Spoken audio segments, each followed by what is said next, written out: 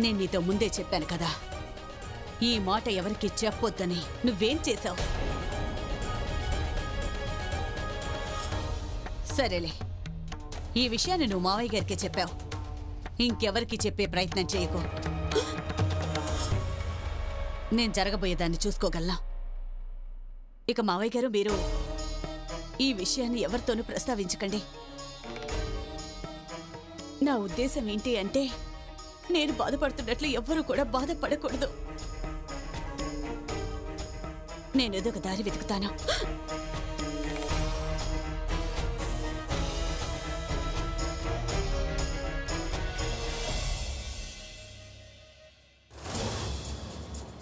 ఈ పిల్లని నమ్మలేనా? ఈరోజు మావయ్య గారికే చెప్పేసింది. తర్వాత ఎవరికీ చెప్పకముందే ఏదో ఒక మార్గం ఆలోచించి ఏదో ఒకటి చేయాల్సిందే. లేదంటే నేను పడిన శ్రమంతా వృధా అయిపోతుంది. అమ్మా, ఏదైతే జరిగిందో దాన్ని మనం మార్చుకోలేం, కానీ ఒక్క విషయం మాత్రం చెప్పగలను. నీ తలరాతను ఆ పైవాడే రాశాడు. ఇక నేను కోరుకునేది, ప్రార్థించేదల్లా ఒక్కటేనమ్మా. అంతా త్వరగా సర్దుమణగాలమ్మా. అలాగే నా పెద్ద కోడలు ధైర్యకి నచ్చ చెప్తే చాలు.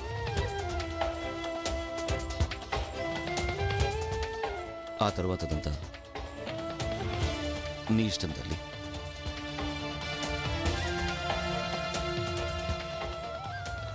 సంతోషి, ఒక విషయం గుర్తుంచుకో. ఒక అబద్ధాన్ని కాపాడడం కోసం 100 అబద్ధాలు ఆడాల్సి ఉంటుంది. అందుకే మనిషి ఎప్పుడూ సత్యాన్నే అనుసరించాల్సి ఉంటుంది.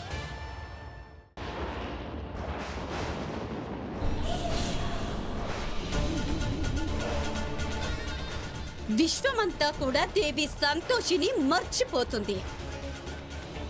ఇక వెంటనే దేవి సంతోషి నామము కనుమరుగైపోతుంది.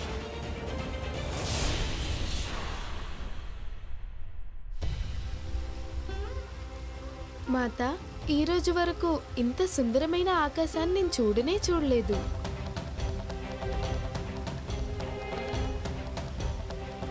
మీరు ఇంతకు పూర్వం ఇలాంటి దృశ్యాన్ని చూసుండుంటారు. అందుకే మీరు ప్రసన్నంగా కనిపించడం లేదు. మీరు సత్యాన్ని పలికారు మాత.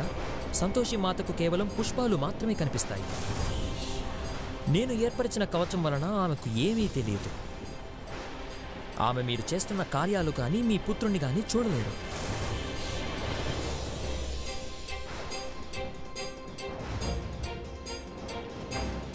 మాతా, ఒక సమస్య ఉంది.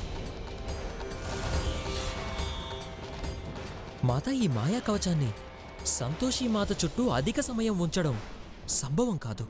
పుత్ర, మనం ఈ కవచాన్ని ఎంతవరకు ఉంచాలంటే దేవి సంతోషి సమస్త భక్తులు సమసిపోయే వరకు. దేవి సంతోషికి అపకీర్తి రావాలి. అమ్మా,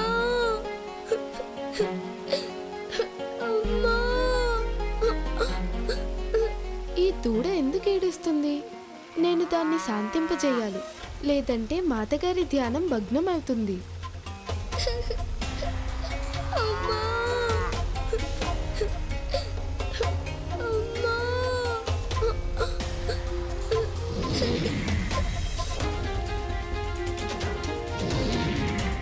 దేవలోకంలో ఇలాంటి దూడని ఒంటరిగా ఇలా సంచరించడం నేనెప్పుడూ చూడలేదే. ఇదిలా బాధపడుతూ ఇక్కడికి ఎలా వచ్చింది? నువ్వు ఇక్కడికి ఎలా వచ్చావు? గోమాత, అమ్మ నేను ఆహారం కోసం తిరుగుతూ ఉంటే ఇంతలో మా అమ్మ నాకంటే ముందు వెళ్ళిపోయింది. నేనేమో వెనక పడిపోయాను. కొంతసేపటికి అమ్మ కనిపించలేదు. అందుకే అమ్మని వెతుకుతున్నాను. మేము ఇంద్రదేవుని గోశాలలో ఉంటాము. అక్కడికి ఎలా వెళ్ళాలో తెలియలేదు. బాధపడాల్సిన అవసరమే లేదు. నాకు మా అమ్మ కనిపించకపోవడం భయంగా ఉంది. అమ్మా,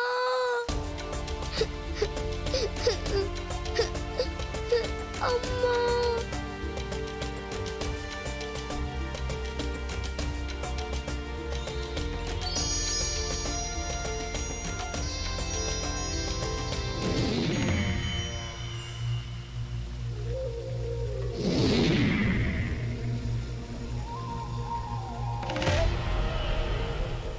నేను నా కార్యాన్ని పూర్తి చేసుకొని వచ్చేంత వరకు మీరు ఈ దూడ రూపంలోనే ఉండండి.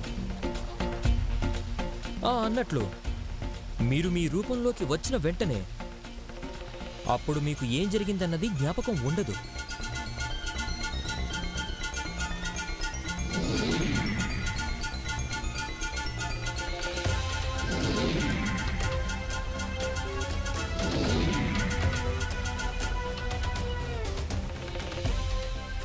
సంతోషి మాత మంచి ధ్యానంలో ఉన్నట్టు కనిపిస్తున్నారు. ఇదే మంచి సమయంలో ఉంది.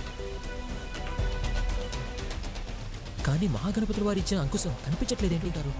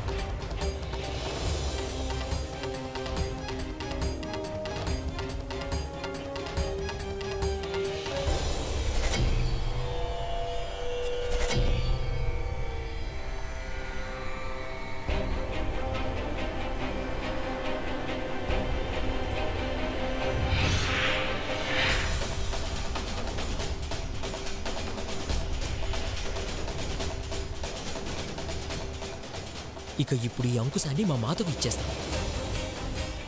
మాత దీన్ని చూడగానే ఎంతగానో ఆనందిస్తారు.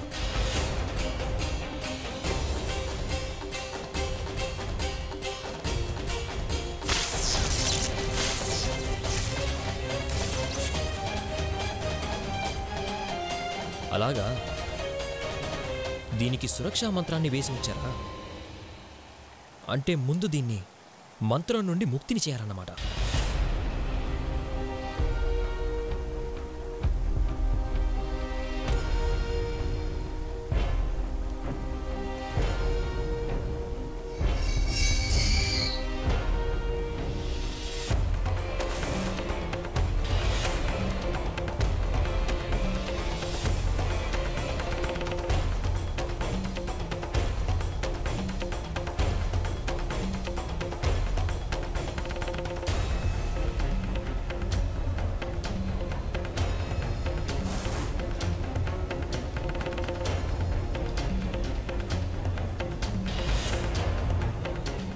ఈ అంకుశాన్ని తీసినట్లు ఎవరికీ తెలియకూడదంటే దీన్ని ప్రతిరూపాన్ని పెట్టి ఉంచుతాను.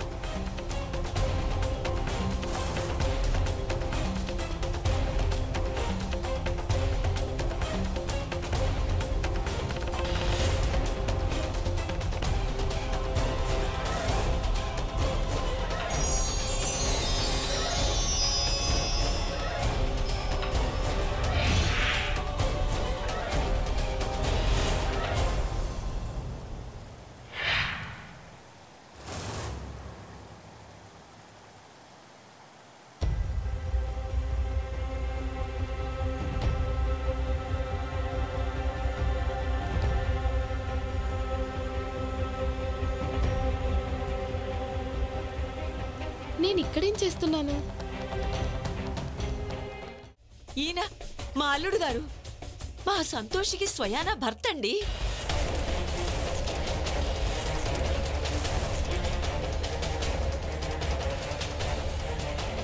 ఆయనే స్వయంగా మా సంతోషిని పెళ్లి చేసుకున్నాడు.